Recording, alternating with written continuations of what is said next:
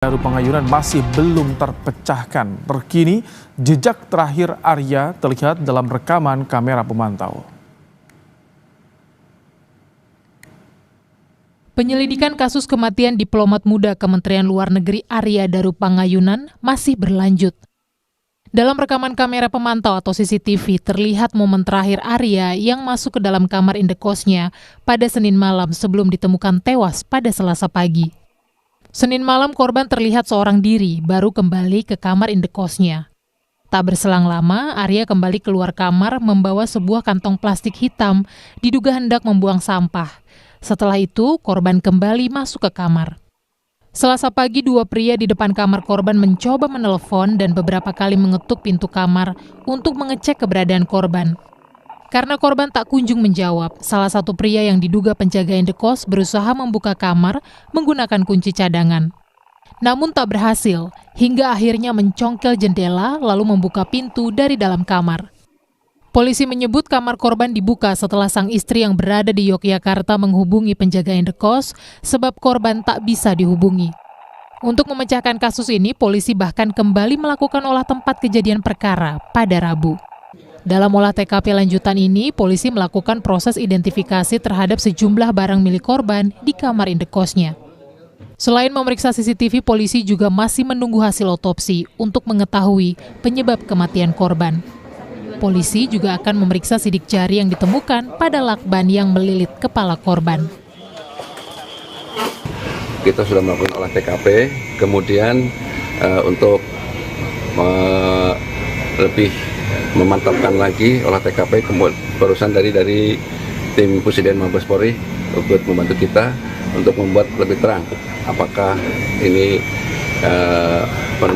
korban ini benar-benar meninggal karena apa gitu kan. Nah, sementara prosesnya masih dalam proses penyelidikan. Polisi kini telah memeriksa 5 orang saksi, antara lain istri korban, penjaga kos, tetangga kos korban, dan rekan korban. Tim Liputan, Kompas TV. Untuk membahas lebih dalam terkait kasus tewasnya diplomat muda di kamar indekosnya, kita akan berdiskusi dengan mantan Kabares Krim Polri, Komjen Purnawirawan Susno Duaji. Selamat malam, Pak Susno. Selamat malam, Mas Rahmat Ibrahim. Selamat malam para pemirsa. Baik, ini banyak yang menantikan teka-teki kasus kematian diplomat muda Arya Daru ini. Rekaman CCTV ada 2 orang yang mendobrak, yang membuka pintu kamar kos korban. Apa yang bisa Anda lihat? Karena kok tampaknya tidak kaget ketika membuka pintu kamar, tapi ada korban di situ. Baik, jadi dalam kasus meninggalnya seseorang itu ada satu meninggal karena wajar, sakit misalnya karena sudah tua. Yang kedua, meninggal karena tidak wajar. Nah, tidak wajar itu bisa bunuh diri, kecelakaan, atau dibunuh. Nah, untuk menentukan wajar apa tidak, ini sangat tergantung pada hasil pengolahan TKP, tempat kejadian perkara. Apa yang dikelola di situ? Pertama, bagaimana kondisi korban. Kedua, adakah bukti-bukti yang didapatkan di TKP, sidik jari. Nah, sidik jari yang paling memungkinkan itu adalah lakban di kepalanya.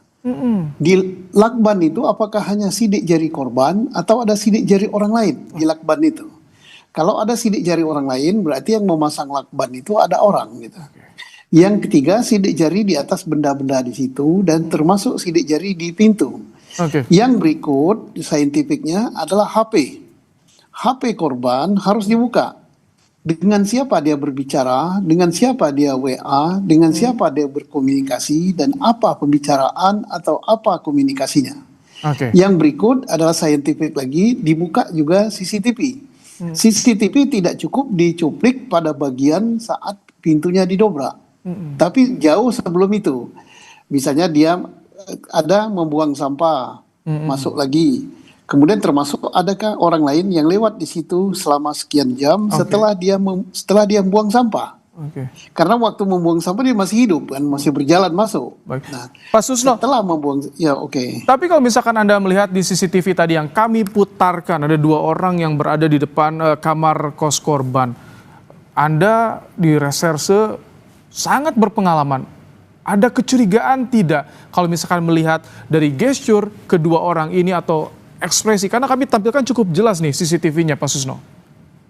Setiap orang yang paling berdekatan dengan korban sebelum korban meninggal itu semuanya harus dicurigai, walaupun kita tidak boleh memvonis bahwa dialah pelakunya, tetapi harus dicurigai. Nah, kecurigaan itu nantinya bisa dibuktikan dengan hasil pemeriksaan, hasil penyelidikan. Diperiksanya apa saja? Jawaban atas pertanyaan-pertanyaan yang dilemparkan. Kemudian yang berikut adalah kalau serse yang berpengalaman, dia akan membaca gerak tubuh, cara berbicara, sikap, dan sebagainya. Insya Allah saya yakin ini bisa terungkap gitu ya. Kenapa bisa terungkap? HP ada, sidik jarinya ada, CCTV ada, kemudian nanti hasil-hasil pemeriksaan lain termasuk dari istri, dari saksi yang mengetahui, saksi yang mendobrak dan sebagainya, insya Allah bisa terungkap. Kalau menurut Anda ini yang bikin agak tantangan, bikin lama apa ini 2 hari kan kalau misalkan CCTV, ada sidik jari, ada juga di lakban. HP secara digital bisa di track juga bagaimana histori percakapan terakhir, Pak Susno. Ya, tidak kalah penting adalah hasil daripada pemeriksaan otopsi. Karena hasil dari otopsi itu akan menjawab apakah korban misalnya meninggal karena menegak obat. Apakah korban pada tubuhnya ditemukan ada hal-hal yang janggal gitu. Misalnya ada bekas pukulan, bekas tusukan dan lain sebagainya ya.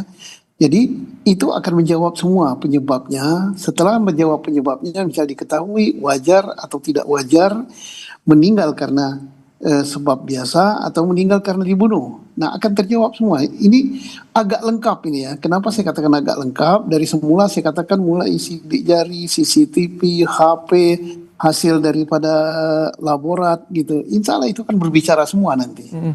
Kalau melihat dari sistem keamanan di Indekos ini, karena CCTV lengkap, bahkan akses pintu aja digital, artinya sebetulnya instrumen-instrumen atau alat bukti yang bisa mengungkap misteri ini sebetulnya mudah didapat ya, Pak Susno? Ya bisa didapat ya, termasuk misalnya alat masuk ke pintu dibuka dengan kartu digital. Bukan berarti bahwa yang mempunyai kartu itu hanya si korban, si pemilik kamar. Karena kartu digital dan sebagainya kan itu bisa di set gitu dengan kartu lain ya. Jadi segala kemungkinan ada gitu. Dan saya yakin bahwa Polri telah tidak banyak mengekspos dulu, tapi dia sudah banyak mendapatkan informasi-informasi untuk mengungkap kasus ini. Insya Allah gitu. Apakah cukup dengan yang ada di TKP saja investigasinya atau juga ditarik ke belakang sebelum korban pulang ke kamar Indokos misalkan dari instansinya, dari Kementerian Luar Negeri atau bagaimana menurut Anda?